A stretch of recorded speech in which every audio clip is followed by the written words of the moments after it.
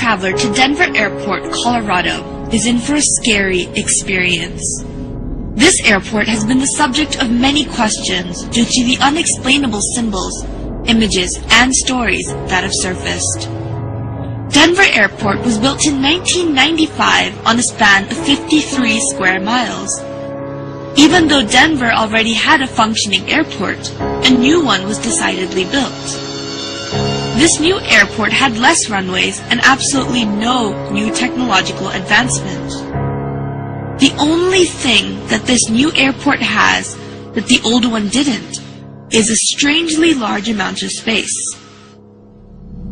When looking at an aerial shot of the new airport, the layout has shocked many. Denver Airport's runways have been situated in such a way that resembles a Nazi swastika. Not only has the shape of Denver Airport been called to question, but also what is located inside. But who is in charge of all the weird nuances at this airport? The general consensus is that it is the New World Order. But who are the New World Order? Well, they are an elite group of individuals that include many of the world's wealthiest people, such as well-known political leaders and those related to the British Crown. But their main goal is to create one united world government that has no regional boundaries. But this would only be possible in one way, and that is to commit a mass genocide and narrow down the world's population to 2 billion people. Their reasoning for this thought is because there would be more control. Denver Airport has a myriad of symbols that are correlated to the New World Order. There is a dedication stone in the airport that mentions the New World Airport Commission. However, there is no such thing. The New World Airport Commission is made up and was never created. One can only assume that it is alluding to the New World Order. Also, there is a plate on the floor that shows the symbols AUAG. Some may say that this is related to gold and silver.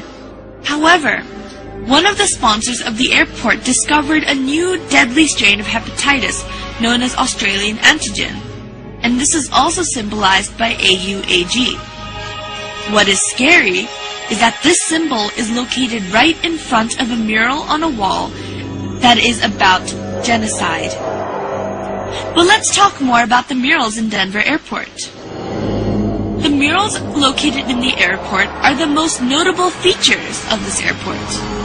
The main mural stretches over 4 walls and was painted by Chicano artist Leo Tanguma, who was in fact Mayan. The first mural here shows 3 dead women, an African, a Native American, and a young Jewish girl. In the background, we can see the destruction of a city and a forest. This attempts to show the destruction of the world. Another notable part of this mural is the fact that there is a little girl carrying a Mayan tablet. This alludes to the Mayan date of December 21st, 2012. This is when the Mayans predict that the world is going to go through a rebirth phase. The main emphasis of this mural, once again, is the destruction of the world and the preservation of some life. The second mural shows a huge military figure wearing a gas mask and holding a machine gun and a sword. This sword is stabbing a dove, which is the symbol for peace, and implies that peace will be destroyed. There are grayish waves emanating from the figure, and these waves represent death, or in this case, a poisonous gas that has killed everyone in its path. This mural is the one with the AUAG symbol, the one that is related to the deadly virus strain. One can also see a line of weeping women holding their dead infants, and a group of dead children on a pile of bricks. The emphasis of this mural is of a cleansing that is going to kill a myriad of people in its path.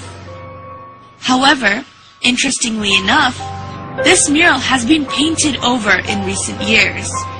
The third mural shows all of the children of the world taking their weapons from each country and giving them to a German boy, who is then molding them into something else. All the children of this scene are of different ethnicity, and all seem to be relieved. The gas mask man in the previous mural is seen dead, and there are 2 doves perched on his body. The main emphasis of this mural is to show the return of peace after all the killings have taken place, and that there will be no more need for weapons in this perfect world. The final mural has a Jesus-like figure in the middle, who is holding a plant which symbolizes rebirth. All of the people are running towards this man with happy expressions. Animals are freely roaming, and everything seems to be in perfect harmony. This final mural alludes to a new Garden of Eden, where the world is perfect size, and everything could work together in peace after the genocide that has taken place. All in all, these murals, when put together, represent the formation of a new world filled with fewer people, and this is also the goal of the New World Order, which has been seen represented throughout various parts of the airport. The symbology of the airport can still be debated, but one thing that cannot be questioned is the fact that there has been a lot of mysterious construction work underneath Denver Airport. When first constructing the airport, there were originally 5 buildings, but out of the blue, the builders were ordered to bury the buildings underground because they were supposedly built wrong. Normally, a building that is built wrong would be demolished, but in this case it was not. This allowed for an underground base to be created, but there are still workers who are sent to work in these underground bases periodically. But when they are questioned about the nature of their work, they all refuse to comment. These underground bases have been going under more construction and now have underground tunnels that connect all the buildings together. According to a contractor, these tunnels have a strange sprinkler system that was added onto the roofs of the tunnel. But this sprinkler system has no valid use, as these tunnels are concrete and underground. If relating these sprinkler systems back to the sign of AUAG in front of the mural regarding genocide, then one must begin to wonder what the use of a sprinkler in a concrete tunnel 150 feet below the ground would be. These underground bases appear to be holding rooms due to the sheer mass and size, and some say that they even allude to concentration camps. This is because, 1. These holding rooms have no purpose, and when the airport authorities were questioned, they say that they are merely being used for storage. And 2, all the barbed wire fences face the inside of the airport rather than facing the outside, which is what they usually do. This implies that they are trying to keep things in rather than keep things out. And 3, the sprinkler systems have no use, but they may be related to the deadly virus Australian antigen and the pursuits of the New World Order. People have attempted to argue that the underground bases are being used for storage, but one fact must be questioned, and that is, why is the underground base 88.5 square miles long? And why were the 5 buildings mysteriously buried? No airport has or needs that much storage room. So what is this space really being used for? Whenever the authorities are questioned, they are not allowed to answer. We are not the only ones who seem to be fascinated with this airport. The Queen of England, alongside many other famous European royalty and politicians, are hurriedly buying property close to the airport under an alias. One can only assume that they must feel that there is something significant about this airport in order to do so. It is very easy to dismiss a conspiracy theory, but it is not hard to dismiss cold, hard facts that surround them.